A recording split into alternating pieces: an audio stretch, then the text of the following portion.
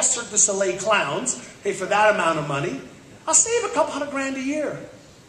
But I want to dig a little bit deeper and say, what's the cause of the behavior not changing? What's the cause?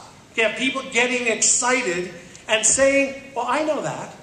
How many of you have heard some things in the last 12 hours where you say, I've heard that before, I know that. Whether it was one of the speakers or in your meetings.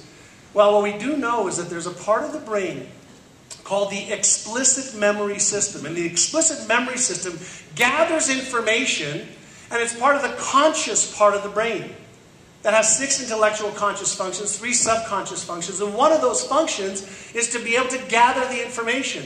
But it is not the part of the brain we're learning now based on neuroscience that actually gets you to take different types of action. So we've become experts at gathering information, and we're still in kindergarten when it comes to application of information. See, information is not the key. It's application of the right information in the right order that's the key. So in 1995, I took 75 of my real estate agents, and I charged them $2,000 each, and I put them through a 6-month program to do a process called neural reconditioning.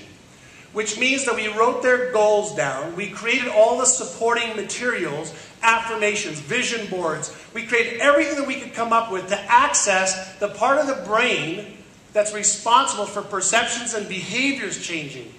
And in 6 months, we increased those people revenues and sales, by $100 million. $100 million additional above and beyond what they were on track to do.